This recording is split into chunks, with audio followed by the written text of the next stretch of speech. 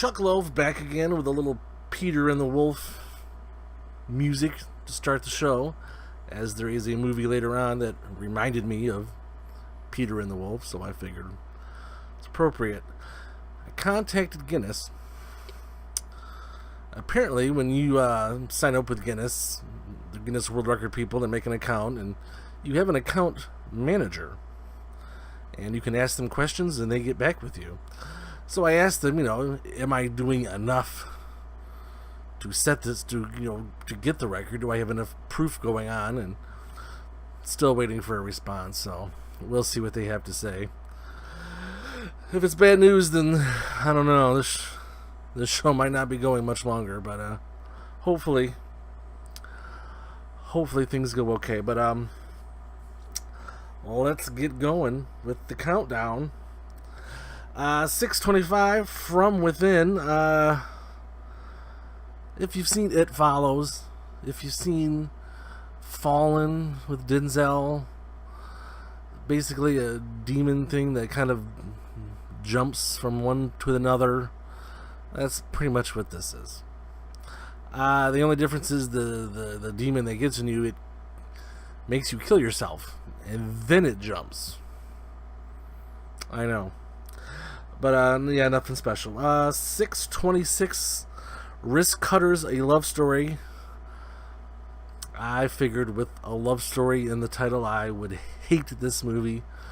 But it's actually really adorable. This guy kills himself because he's mad because his woman left him.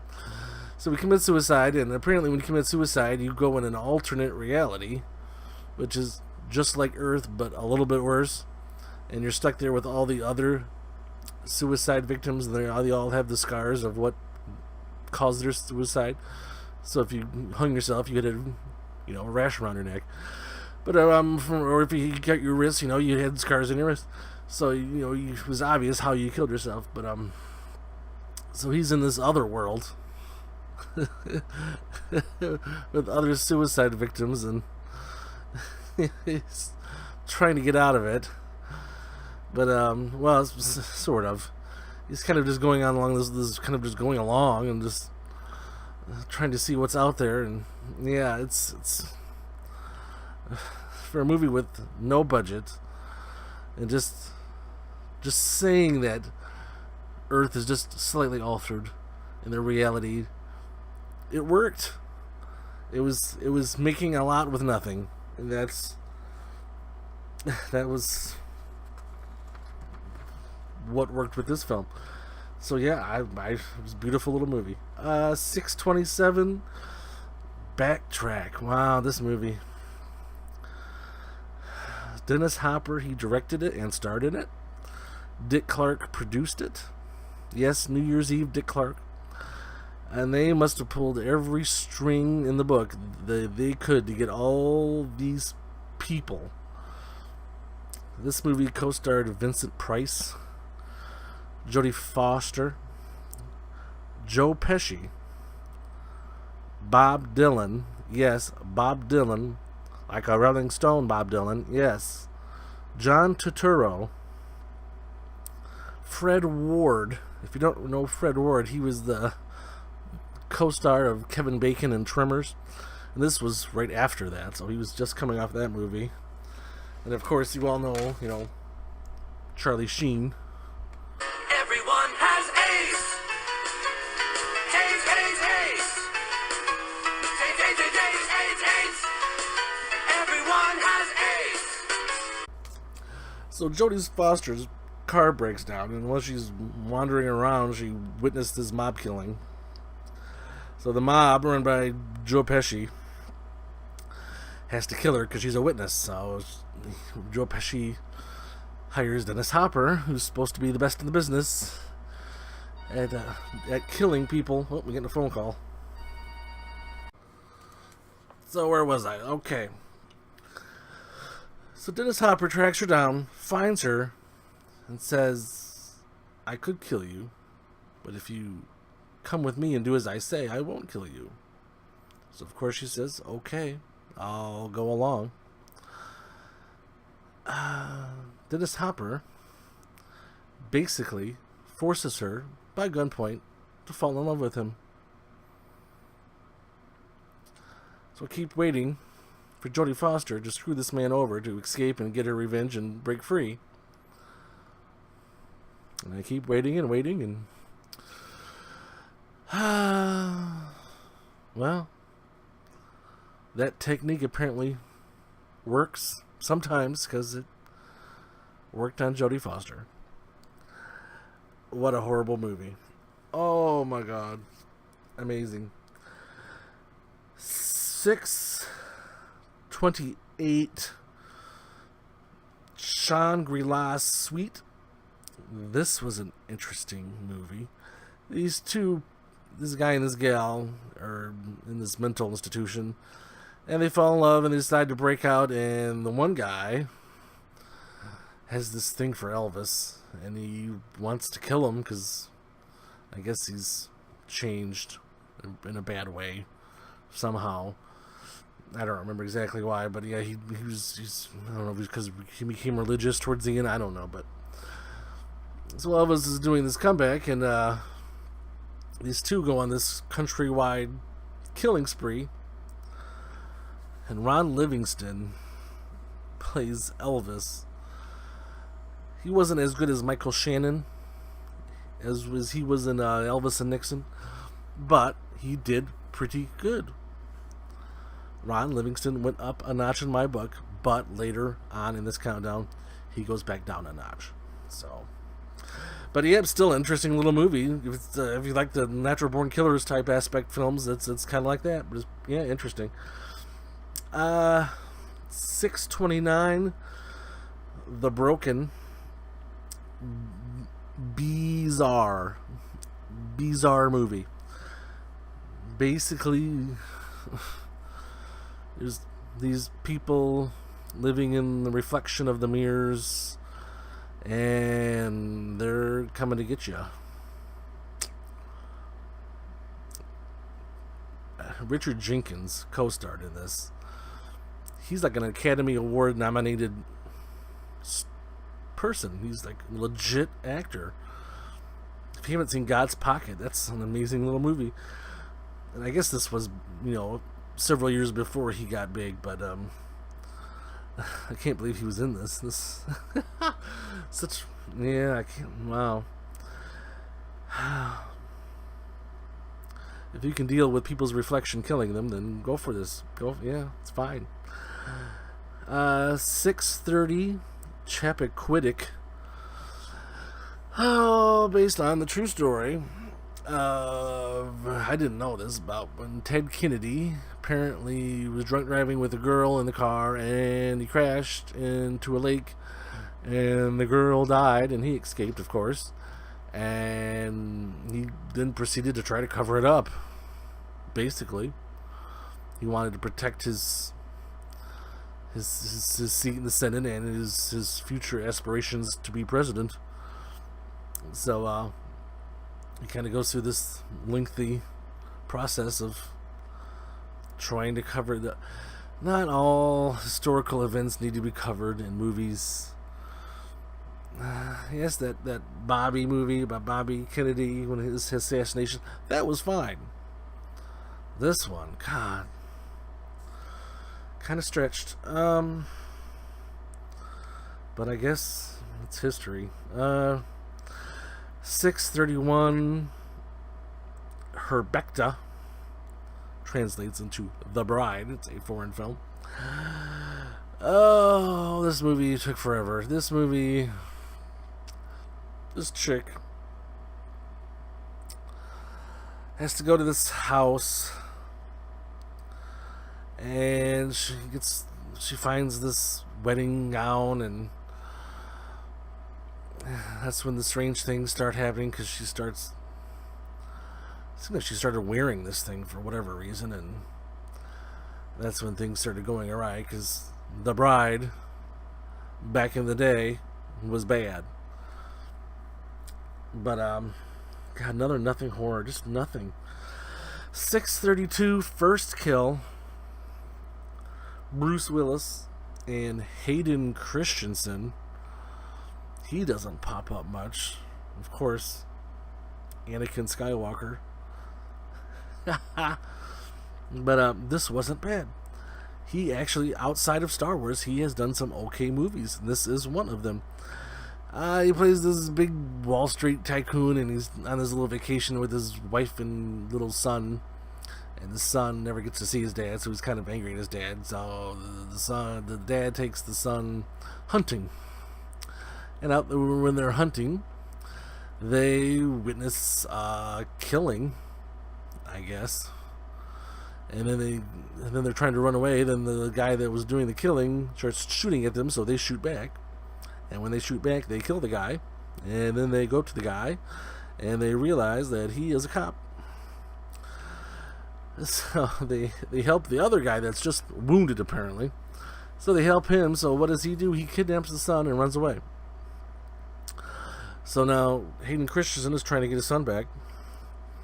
And Bruce Willis is the sheriff of this little area. And apparently he's dirty. He's a $4 bill. So you can't really trust him. But it was an interesting little twisty movie. Yeah. 633 House of Deadly Secrets. This is pure Lifetime Channel stuff here. It's not horrible, though. This mom and this daughter moving in this new place, and this old lady neighbor is super extra helpful. And basically she just wants to buy the house for herself, and she, whatever reason, can't. So she's trying to get these people out of the house so she can be with her dead daughter who haunts the house. I know. So bad things happen to people, and they fall off ladders and they get thrown downstairs, and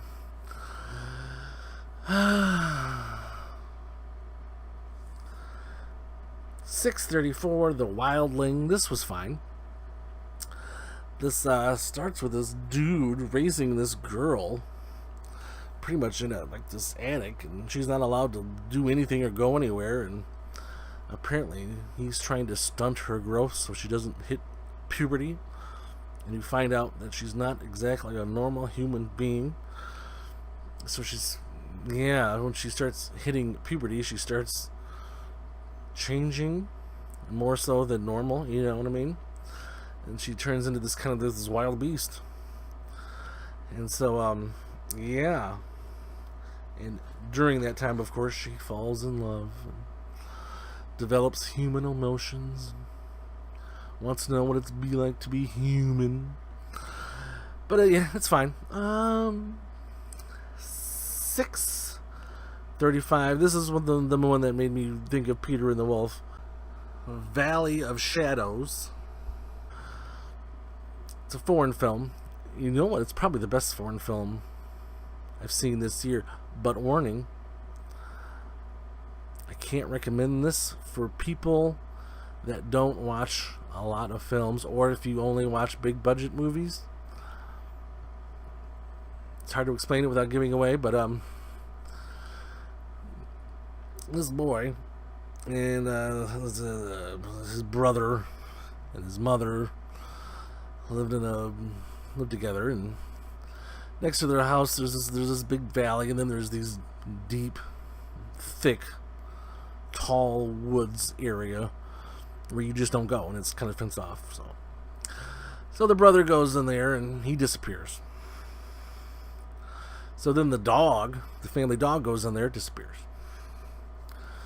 So then the boy, packed with nothing much more than a flashlight and a peanut butter and jelly sandwich, decides, I'm going to go find them. I'm going to go get them back. This boy might be 7 years old. Time for some Mountain Dew. Well, this little boy, packed with nothing, goes out in this deep, deep woods trying to find this. I don't know what he was planning on doing when he found it, but it's not like he had a rifle or anything, or a knife or anything. He was just wandering around. But yeah, I guess he wanted to get his brother back and his dog back, or find out what happened to him, I guess. But still very interesting. You had to keep watching almost every scene because you had a feeling something was lurking. And this film was so good at making the atmosphere interesting. So that's why I give it a big thumbs up. 636 Marrowbone. This was a horror film. This small, I guess it was a horror. Yeah, it was a horror.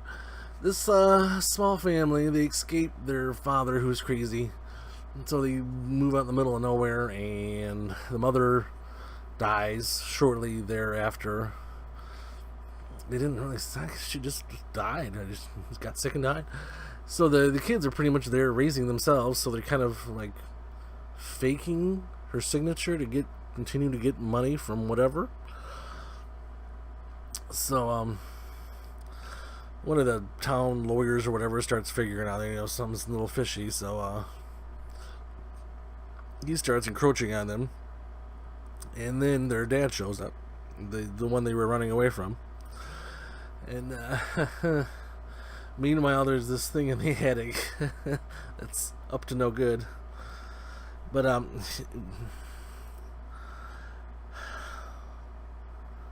had potential. Well, I guess it was all right. It could have been great, but it was just good. But yeah, the ending was just weird, and it had been done. But yeah, next movie, 637 Ghost Stories. This was good. This had Martin Freeman. You probably know from the main guy from the recent Hobbit movies. He was I guess he was the star. He wasn't really the star, but he was listed as the star. Anyway, it's about this guy that gets paid. Well, he has this TV show where he debunks paranormal stuff. And he's meeting with this old guy that also used to do this, and he's old and decrepit and dying. And he tells this guy, the younger guy, there's 3 cases that he could not figure out. They were legit hauntings, so he sends the younger guy out there to try to figure out what he couldn't figure out. So yeah, mighty interesting. A little spooky, especially the one with the younger boy when he was out driving. Yeah, that was a little, whew, it had its moments. I'll give it that. Yeah, a good little movie. 638 In Darkness. This movie, this blind woman, she's the last to witness, even though she couldn't see him, the killer of her neighbor. So the guy that did the killing goes to kill the blind woman, and of course, just like Dennis Hopper and Jodie Foster in Backtrack, they fall in love. But still, there's people out there that want her dead, so now the hitman guy has to protect her if he was supposed to kill her. Yep. 639, this movie, Tully, Charlize Theron. She went from Mad Max Fury Road, an amazing little action movie, to this. Ron Livingston, this is the one where he took a big step down. He was the husband, and I think he was the husband or brother-in-law, I don't remember, but he offered to pay to have a night babysitter so Charlize Theron can sleep at night and not have to worry about her screaming children, and her life kind of changes to the good, and she becomes a happy person again. Just tells you the pitfalls of being a parent. You're just miserable all the time unless you have a night nanny. Then it's okay. This is pure woman movie. 640, A Dark Song. This woman got this guy to go with her to some secluded house because she wanted to do some ritual. And why she wanted to do the ritual is slipping my mind at the moment. She had, I think, to bring back her. She wanted to talk to her dead son. And she has to do these series of really strict rituals and seances and yada yada. And the guy's there to kind of help her along. And he's kind of a douche. And sometimes the son would talk to her, and she's like, "That's not you. You're a demon. Leave me alone. I want to talk to my real son." How would you ever really know? You know, waste of time. Oh my God, 641. Pavilion. This movie got 100% on Rotten Tomatoes. And this was the biggest pile of poo-dee-dee I've ever seen. Seriously. It's not colossal bad, but, well, it's in the neighborhood. We'll say that.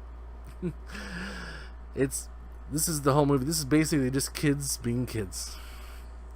Teenagers doing BMXing and doing drugs and hanging out and talking stuff, and that's the whole film. It's kind of, I guess it's supposed to be viewed as like a documentary, but it isn't. They were actors, and not very good ones, because sometimes they would look right at the camera. You could see them like peeking out of the side. Where's the camera? Oh, there it is. The things that get made now and are considered good, it blows my mind. 642, Tank Girl. This was interesting. I don't know how I missed this one. Good grief. This was Lori Petty and 50 other people. Gosh, there's a lot of people in this. I mean, Ice-T, what was Ice-T thinking? Kangaroo Man, come on. Take your craft seriously. I guess they paid him well, because he did it. But, yeah, it was interesting film. How do you describe this one? God, there's a water shortage, and Tank Girl is with this group of people, and they get murdered, and she gets abducted, and she breaks free, and meets up with the kangaroo people, and a very, very, very, very young, dark-haired Naomi Watts, who was completely unrecognizable. And they conspired to bring down the big water corporation. But it was really unique and different, but it was watchable. 643, Relentless. I don't know how I missed this one either. This was a late 80s movie. Judd Nelson. People forget how good an actor Judd Nelson is, but he was this psycho serial killer, and he would basically force people to kill themselves, which sounds weird, but that's what he was doing. And so it's basically a detective whodunit movie, and they're chasing after him, and he's leaving them all these clues, and they can't quite figure it out. But it was a good little dark 80s movie. Not as dark as that movie called Cop with James Woods, but it's it's up there. 644, I'm Already Here. This was a Michael Caine movie.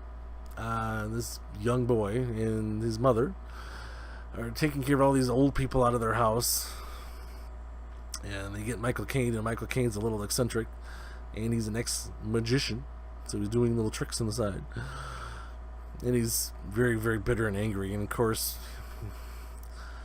he falls in love. Well, he kind of looks at the boy as like his grandson, and they become friends, and kind of falls in love with the family, and becomes a better person, and yeah, still not really a family film. A lot of cussing, but it was fine. 645, Always Watching, a Marble Hornet story. It's basically Slender Man, basically what this is. This the main guy, his name escapes me, but He's like a poor man's Miles Teller, but they get paid to go through the houses and that have been abandoned and rummage through the stuff, and he finds this thing full of tapes. So they start watching the tapes, and they realize this family has been haunted by some faceless entity in the tapes that's always lurking in the background. Excuse me. So after he starts watching the tapes, this faceless creature starts encroaching in on him and the people around him. So then what do you do? And I guess they figured out that they kind of drove the previous family crazy because they just vanished and disappeared. No one really knows what happened to them, so they don't want to disappear either. So what do you do? Interesting film. You had to keep watching closely because it was real. Sometimes it was just, you could just barely see him in the background. Oh, there he is, right in the corner there. I can see him. Or he would be lurking in a window, and yeah. But very well made little movie. Oh, 6:46 on Chesil Beach. Jesus. The trailer is deceptive. The trailer makes you think that there's something going on, and it's a secret and something really bad, and it's not. It's basically a flashback movie of this couple when they got married on Chesil Beach. Everything was perfect, and it has flashbacks from before, then flash forwards to many years later on, and things aren't going so great. But back on Chesil Beach, everything was going swimmingly, even though they were a weird couple. But yeah, hard to stay awake for that one. 6:47 Pyewacket. This was a little disturbing. This mother forced her teenage daughter to move away from the school she loved, and so the daughter, who's been dabbling in dark magic, puts a curse on her mother to kill her. And in doing so, they bring a demon into their lives that is trying to kill both. So then she gets with her little dark magic friends to try to figure out, okay, how do we reverse this? And they're oblivious. They don't know how to do that. So she's kind of on her own. So yeah, it was disturbing. But yeah, well made though. 6:48 Stay. Ewan McGregor, Naomi Watts, who's always great, and Ryan Gosling. I can't even describe. So this movie jumps around so much, and you don't know really what's real and what's going on. But basically, Ryan Gosling is a disturbed college student, and Ewan McGregor is his therapist. And I guess Ryan Gosling is going to commit suicide at a certain time and place, so Ewan McGregor is trying to stop him. He's trying to get in contact with his friends and family, and it turns out that after he gets in contact with them, that they've already been dead. So he's like, what the heck? Who have I been talking to? And then it's all revolving around this car crash where a bunch of people died, and yada yada yada. And it's confusing and weird, but it keeps you watching. So I guess that makes it an okay film. 6:49, The Man Who Invented Christmas. This is now the second Charles Dickens biopic film. It's basically how he came up with the Christmas Carol book. Basically used people around him and kind of, tweaked them to fill into the book, and basically, and it kind of it's I guess it's a good family film. It's PG. There's nothing really naughty in this. Just do not watch the other Charles Dickens biopic movie, which stars Ralph Fiennes, which happens about 30 years after this movie happens. even though they both came out this year. There's a surplus of Charles Dickens movies now. But anyway, apparently, if you believe the Ralph Fiennes movie, his wife got fat and he fell out of love with her and had an affair with this super young actress and put a little ad in the paper and says, "Yep, this is what I'm doing. Leave me alone. I'm having an affair. Deal with it." So, yeah. But this was a fine little film. I enjoyed it. It kept me watching.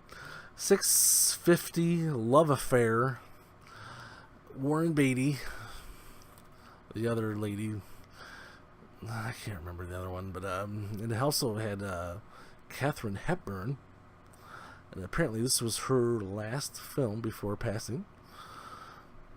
And one of the reviews I said the best part of the movie was her little role, and you know what? It's probably true. Warren Beatty is a celebrity, and he's known as being a dog that likes to mess around with women, but he's engaged to this other famous woman. And as they're on this flight to somewhere, the flight has to emergency stop, and they're on this boat for a while to get back to the mainland, and he falls in love with this other woman. And of course, things go from there.